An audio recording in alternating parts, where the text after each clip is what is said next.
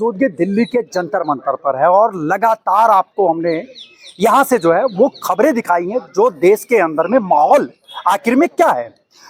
अब बिहार की अगर बात करें, दिल्ली की बात करें, ऐसी तमाम राज्यों की बात करें, लेकिन जिस तरीके से क्राइम करने वाले लगातार क्राइम करते हैं और उसके साथ में उनकी संलिप्ति जो होती है वो या तो सरकारों के द्वारा, प्रशासन के द्वारा उन लोगों की मिलीभगत से किसी का हत्या कर दी जाती है। अगर किसी की हत्या कर दी जाती है तो ये समझ करके हत्या नहीं करी जाती कि उसके परिवार पे क्या गुजरेगी, सिर्फ हत्या इसलिए करी जाती है कि इसने हमारे खिलाफ बोला क्यों और अपनी आवाज को क्यों उठाया। आवाज को दबाने के लिए, आवाज को बंद करने के लिए, आवाज को चुप कराने के लिए ही हत्या कर दी जाती है। आखिर में क्यों, सबसे बड़ा सवाल है। और आज मुकेश श्रीवास्तव की बात करें जो बिहार के अंदर में तकरीबन में जुलाई का जो महीना यानी कि 2026 के अंदर में, 2026 में ही उनकी हत्या हुई थी। 2026 और जुलाई के महीने के अंदर में मुकेश श्रीवास्तव जी का जो है वो निर्मम हत्या कर दी जाती है और सिर्फ इस वजह से उन्होंने एक शराब माफिया के बारे में आवाज आगे तक लेकर के आए और शासन और प्रशासन तक पहुंचाना चाहते थे, लेकिन उनको ये नहीं पता था कि शासन और प्रशासन ही इसके पीछे लिप्त होगी, क्योंकि अभी तक जो भी हत्यारा है उसको ना तो पकड़ा गया है और ना ही उसे गिरफ्तार किया गया है। आखिर में प्रशासन किस तरीके की कार्रवाई कर रहा है ये आपको समझ में आ रहा होगा।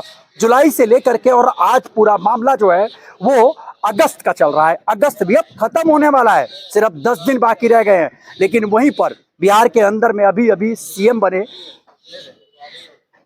चौधरी जी, सम्राट चौधरी जी। देखिए नाम उन्होंने लिया, मैंने सिर्फ चौधरी बोला था और सम्राट इसलिए मैंने नहीं लिया था ताकि वो जो सम्राट अपने आप को कहने वाले जो सम्राट है, जिनका सीना जो है वो मोदी जी के बाद में 56 का नहीं कम से कम 68 का हो जाता होगा, लेकिन वही सम्राट चौधरी आखिर में जब बने तो आखिर में क्यों नहीं इसके हत्यारे को पकड़ा गया। आप ये समझिए जो मुकेश श्रीवास्तव के हत्यारे को अभी तक छोड़ दिया गया और आज यहीं पर जंतर मंतर पर उनके फोटो के आगे जो है वो श्रद्धांजलि देनी पड़ रही है।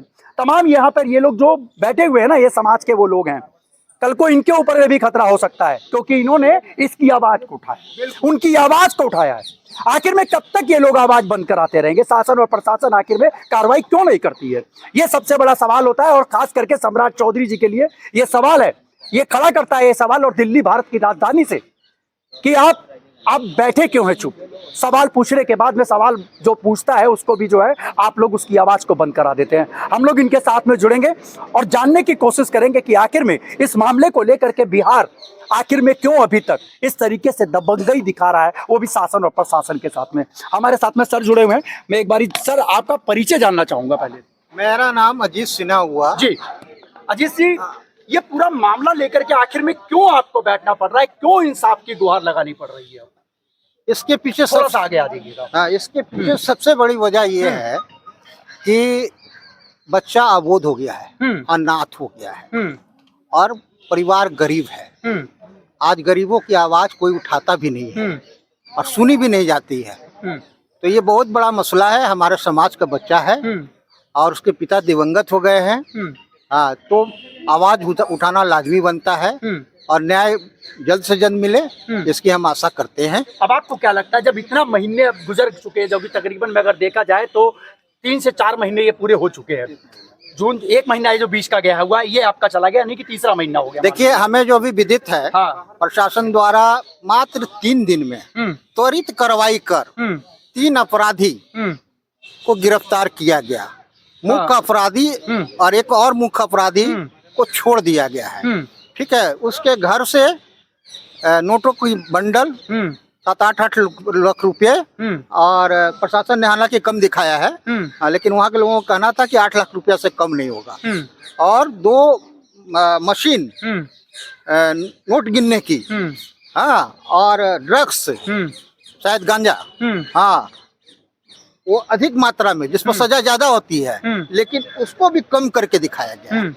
ये सारा कार्रवाई 3 दिन में कर लिया। हाँ, और वो घर को सील कर दिया कि बुलडोजर कार्रवाई आगे ना हो सके।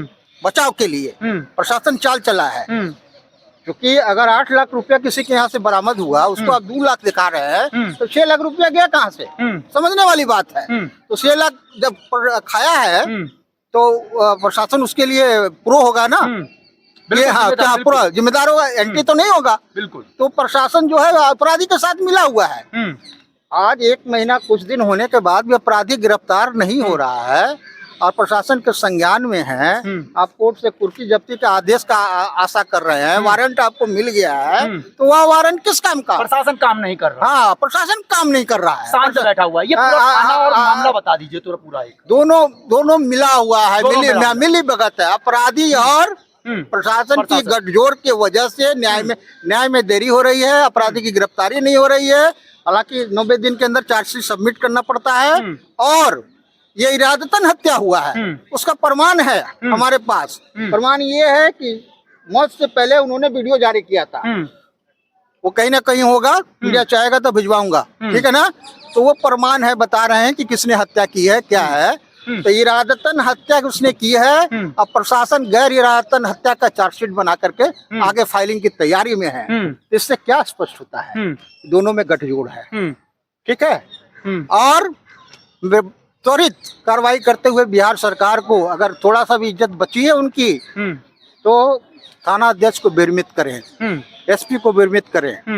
डीएम बदल गए हैं, अब नए डीएम आए हैं, नहीं तो उसके लिए आवाज उठा के। अब नए डीएम आए हैं, सिवान जा रहे हैं, ज्ञापन उनको देंगे, बात करेंगे आगे क्या कार्रवाई होती है, देखते हैं। अच्छा, ये जो शराब माफिया जो है ये लोग बने हुए, तो ये अभी ये लोग बंद हुए या नहीं हुए? जो शराब माफिया जो बेच रहे थे, जिनके खिलाफ इन्होंने आवाज उठाया था, नहीं, काम अभी भी जारी है?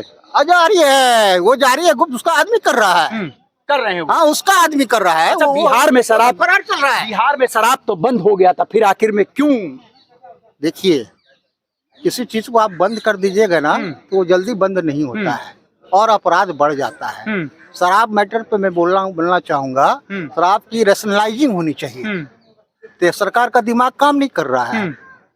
आधार कार्ड लेकर के जाए शराबी और उसको कोटा फिक्स कर दे, 1 नीब से ज्यादा नहीं मिलेगा, जितना वो पचा सकता है। और शराबियों का लिस्ट जारी कर दे, आधार कार्ड से पता चलेगा ना। तब आप किसी पर पूरा बैन लगा दीजिएगा तो अगला को अगर खैनी नहीं मिलेगा तो सिगरेट पीने लगेगा। सिगरेट नहीं पिएगा तो वो पान खाने लगेगा, जर्दा वाला पान खाने लगेगा। इस तरीके से जिसकी लत होती है वो जाती नहीं है, वो कम हो जाती है। बहुत जब बीमार पड़ता है डॉक्टर बोलता है, तब उसको थोड़ा भय होता है अपना जीवन से, तब वो छोड़ता है। तो शराब बंदी गैर कानूनी है, मतलब सही नहीं है। शराब का मतलब राशनिंग होनी चाहिए, राशनिंग होनी चाहिए। लेडीज शराब लेने जा रही है तो उसको नहीं मिलना चाहिए। आज देखिए दिल्ली में लेडीज ज्यादा है शराब लेने वाली, दिल्ली में भी मैं बोल रहा हूँ। हाँ, तो हमारा मैटर नहीं, हमारा मैटर है कि हाँ, अपराधी जल्द से जल्द गिरफ्तार हो और फास्ट ट्रैक प्रोसेस सुनवाई हो और इरादतन हत्या का मुकदमा मतलब सत्य के आधार पर विवेचना हो। एक हमारे साथ में सर जुड़े हुए हैं। सर, आपका एक बारी परिचय दीजिएगा। जी, मैं विनोद श्रीवास्तव हूँ, मैं गाजियाबाद से हूँ। गाजियाबाद से? गाजियाबाद कायस्थ महासभा से मैं हूँ। तो आज के इस पूरे प्रोटेस्ट को लेकर के सरकार से आपकी क्या मांग रहेगी और खास करके बिहार सरकार? देखिए, मैं सरकार से शुरू से भी और हम लोगों का एक ही विचार है और एक ही मांग है कि न्याय मिले, मुकेश श्रीवास्तव को न्याय मिले। उम्मीद, क्योंकि उनका परिवार गरीब है, परिवार गरीब है और हाँ, उनके परिवार के हमें न्याय मिले और इसके लिए हमें जहाँ जहाँ भी जाना होगा हम कर रहे हैं अपने हिसाब से। आज हम लोग दिल्ली में ये कार्यक्रम श्रद्धांजलि सभा कर रहे हैं, हम इसलिए कर रहे हैं कि यहाँ के लोगों को भी, दिल्ली के भी शासन प्रशासन को पता चले कि हमें न्याय नहीं मिला है, तब हम यहाँ भटक रहे हैं। तो हम प्रयास करते रहेंगे, लड़ते रहेंगे और एक न एक दिन हमें आशा है कि सफलता मिलेगी। हम बिहार सरकार से मांगेंगे, हम केंद्र सरकार से भी मांग रखेंगे, हमें न्याय मिले। अच्छा, इससे पहले आप लोगों ने वहाँ पे थाने पे कोई अर्जी वगैरह लगा करके कि इनको न्याय देना चाहिए या कभी वहाँ पे प्रोटेस्ट करा? वहाँ का जो काय समाज है, हम लोग यहाँ रहते हैं चूंकि दिल्ली एनसीआर में, तो वहाँ का काय समाज गया था, थाने पर गया था, FIR दर्ज हुई, 3 आदमी की गिरफ्तारी भी हुई है। लेकिन हमारा मतलब है कि मुख्य आरोपी को गिरफ्तार उसको क्यों बचाया जा रहा है। ठीक है, एक हमारे साथ में सर जुड़े हुए और हम लोग जानना चाहेंगे एक बारी और। सर, एक बारी मैं जानना चाहूंगा आपका परिचय। जी नमस्कार, मेरा नाम अभिजीत श्रीवास्तव है, मैं एक समाज सेवी हूँ। वास्तव जी, एक चीज मुझे बताइए, जो सभी लोग जो है वो कहीं ना कहीं एक ना उम्मीद लग रहा है सरकारों से, और लेकिन न्याय नहीं मिल रहा है। न्याय के ऊपर में न्यायपालिका पर भरोसा करते हैं, लेकिन न्यायपालिका से भी ना उम्मीद हो जाती है। क्या लगता है? देखिए, मैं पहले एक बात बोलूं कि ये समाज जो भी बैठा हुआ है, ये चित्रांश समाज है। जो न्याय के देवता है ना, उनके हम वंशज हैं। तो हम न्याय देना जानते हैं, तो न्याय लेना भी जानते हैं। और ये आवाज इसीलिए उठाई जा रही है कि हमें न्याय चाहिए। नहीं तो आपने कभी देखा होगा कि एक छोटी सी हत्या के लिए इतने जगहों पे आंदोलन होते हुए कभी? ये जागरूक समाज है। जागरूक समाज सभ्य तरीके से अपनी बात को रखता है, अपनी आवाज को उठाता है। सरकार कोई भी हो बिहार में, आज जो गलत है उसको गलत बोलना है, जो सही है उसको सही बोलना है। अगर वो सरकार पटना से 90 किलोमीटर दूर सिवान, वहाँ पे उस थाने में, आंध्र थाने में जो घटना होती है, क्या उस थाने के थाना प्रभारी के खिलाफ इतनी आवाज उठ रही है? क्या मुख्यमंत्री साहब के कान तक नहीं पहुँच रही है? उनको ये आवाज अगर पहुँच रही होती तो उस पर कार्रवाई वो तुरंत वो करते। तो अगर नहीं पहुँच रही है तो मैं पुनः इस मंच से मैं चाहूंगा कि आप लोगों के माध्यम से ये आवाज मुख्यमंत्री साहब, माननीय मुख्यमंत्री साहब तक पहुँचे कि उस थाने में क्या गड़बड़ी हो रही है, क्यों 1 महीने में उस व्यक्ति की ये जो वो हत्यारा है उसको क्यों नहीं अभी तक गिरफ्तार किया गया, क्यों उस परिवार को अनाथ किया गया, उस हत्यारे को न्यायपालिका तो न्याय देगी ही देगी, लेकिन पहले तो जो काम जिसका है वो करे ना, बिल्कुल, उसको गिरफ्तारी होनी चाहिए। बिल्कुल। अच्छा, एक हमारे साथ में इनके परिवार के ही जो मुकेश श्रीवास्तव जी हैं, उनके परिवार से ही हमारे साथ में एक सदस्य जुड़े हुए हैं, और एक मैं उधर की तरफ चलते हैं, उधर से बात कर लेते हैं आराम से, थोड़ा सा इधर गैपिंग ज़्यादा है। आपका पूरा नाम आप एक बारी बता दीजिएगा। रवि प्रकाश श्रीवास्तव। रवि प्रकाश श्रीवास्तव। रवि प्रकाश श्रीवास्तव जी, आज आप लोग यहाँ पे न्याय की अपील लेकर के पहुंचे हुए हैं, लेकिन जिस तरीके से आप लोग न्याय का ये आप आज जो प्रदर्शन है, इसके अंदर में कंपनसेशन की भी बात करी गई थी कि परिवार जो है वो गरीब, बहुत गरीब परिवार और उस परिवार के अंदर में जो है वो कुछ ना कुछ उन परिवार वालों को चाहिए ताकि मुख्यमंत्री जी इसके ऊपर में संज्ञान लें। जी, क्या लगता है आपको? एक तो परिवार गरीब है, दूसरा वही बंदा था, वही आदमी था जो इनको कमा कर लाते थे, और अपने 10 साल के लड़का, 8 साल की लड़की, उनका खाना भी बनाता था, और 85 साल की उनकी माँ है, 85 साल की माँ, उनकी माता जी को कान से सुनाई नहीं देता है और चल नहीं पाती, एक पैर से विकलांग है। मुकेश श्रीवास्तव बच्चे सबको खाना बनाते थे, खिलाते थे, माँ का सेवा करते थे, और कमाने वाले वही एक सदस्य है। अब वो इस दुनिया में अब नहीं है। अब इनको देखने वाले या तो सरकार देखे, और जिन्होंने आवाज उठाया, अगर जिस तरीके से अगर इन्होंने आवाज उठाया और समाज के अंदर में समाज की अच्छाइयों को आगे लेकर के आने के लिए आवाज उठाया, लेकिन इस तरीके से तो अगर कोई भी अगर आगे उठाएगा तो उसके परिवार का तो वो सदस्य चला जाएगा। तो क्या लगता है आपको कि नहीं, हम अब समाज ये चुप नहीं होगा, अब पूरे कायस्थ समाज पूरे हिंदुस्तान में जगह जगह प्रदर्शन करेंगे, रैली निकालेंगे, जगह जगह करेंगे, हम न्याय लेकर मानेंगे। न्याय व्यवस्था को लेकर के आप क्या समझते हो? न्याय व्यवस्था बहुत ढीला है वहाँ पे, पैसा लेकर उसको अपराधी 2-3 बार गांव में आ चुका है और खुलेआम घूम रहा है, और उसके आदमी खुलेआम दारू आज भी बेच रहे हैं। क्या आप लोगों के द्वारा उन अपराधियों का नाम वगैरह आप लोगों को पता है, और ऐसा कुछ बता सकते हैं क्या आप लोग? उसका रवि गुप्ता नाम है उसका। रवि गुप्ता, हाँ जी। और कौन से थाने का और कौन से गाँव का ये पूरा मामला? आंध्र थाने का है और खेड़ाई गांव का। हाँ जी, सिवान जिला। ठीक है। ये पूरा मामला जो है, ये पूरा परिवार और पूरा समाज और पूरा कुलबा जो है वो समझ लीजिए एक तरीके से साथ है मुकेश श्रीवास्तव जी के। और लेकिन सबसे बड़ी बात अब यहाँ पड़ जाती है कि आखिर में न्याय की अपील कर रहे हैं ये लोग, वो भी दिल्ली आकर के, और जंतर मंतर से जो है वो अपील करी जा रही है कि कहीं ना कहीं जो है वो प्रशासन इन चीज़ों को सुने और प्रशासन जो है इसके ऊपर में काम करे। हमारे साथ में एक सर जुड़े हुए हैं, मैं बैठ जाऊं सर? जी बिल्कुल। चलिए, मैं आपसे बात करते हैं। क्या नाम है सर आपका? मेरा नाम हुआ रविंद्र कुमार लाल। रविंद्र कुमार लाल जी। रविंद्र जी, आप कहाँ से पहुँचे? बिहार से पहुँचे या यहीं रहते हैं? मैं तो हूँ तो बेसिकली मुजफ्फरपुर बिहार का ही रहने वाला हूँ, परंतु दिल्ली में ही रहता हूँ।